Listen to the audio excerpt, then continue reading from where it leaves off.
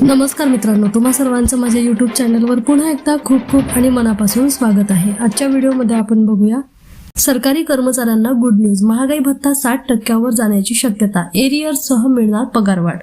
व्हिडिओला सुरुवात करण्या अगोदर तुम्हाला एक विनंती, चॅनलवर पहिल्यांदाच भेट देत असाल तर चॅनलला सबस्क्राइब करा आणि व्हिडिओला एक लाईक करायला विसरू नका। चला तर मग सुरू करूया आजच्या व्हिडिओला। देशातील लाखो केंद्रीय कर्मचारी आणि निवृत्ती वेतनधारकांचे लक्ष सध्या केंद्र सरकारच्या एका महत्त्वाच्या निर्णयाकडे लागले आहे। जानेवारी ते जून 2026 या 6 महिन्यांसाठीच्या महागाई भत्ता आणि महागाई सवलत मधील सुधारणेची घोषणा मार्चच्या अखेरच्या आठवड्यात किंवा एप्रिलच्या सुरुवातीला होण्याची दाट शक्यता आहे। दरवर्षी होळीच्या सुमारास होणारी ही घोषणा यंदा काहीशी लांबणीवर पडली असली तरी कर्मचाऱ्यांना एप्रिलच्या पगारात मोठी खुशखबर मिळण्याची चिन्हे आहेत। महागाई भत्ता किती वाढणार?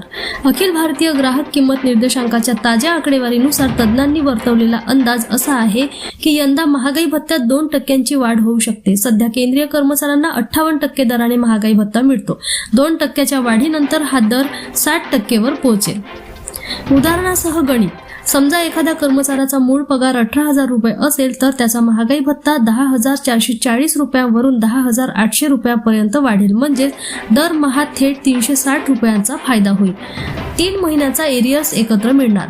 जरी घोषणेला उशीर झाला असला तरी सुधारित दर हे 1 जानेवारी 2026 पासूनच लागू मानले जातील। प्रशासकीय प्रक्रियेमुळे मार्चच्या पगारात ही वाढ दिसणे कठीण असले तरी एप्रिलच्या पगारात वाढीव भत्त्यासोबत जानेवारी, फेब्रुवारी आणि मार्च या 3 महिन्यांची थकबाकी एकत्रित मिळण्याची शक्यता आहे।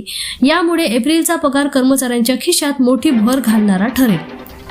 8व्या वेतन आयोगाचा फॅक्टर आणि विलंब, यंदा महागाई भत्त्याच्या घोषणेला झालेल्या विलंबामागे वेतन आयोगामधील बदल हे मुख्य कारण मानले जात आहे। 7व्या वेतन आयोगाचा कार्यकाळ 31 डिसेंबर 2025 रोजी संपुष्टात आला आहे। केंद्र सरकारने 8व्या वेतन आयोगाची स्थापना केली असून आयोगाला आपला अहवाल सादर करण्यासाठी 18 महिन्याचा अवधी देण्यात आला आहे। पूर्ण वेतन सुधारणा लागू होण्यास अजून वेळ असल्याने तोपर्यंत महागाई भत्ता हाच कर्मचाऱ्यांसाठी महागाईशी लढण्याचा मुख्य आधार असणार आहे।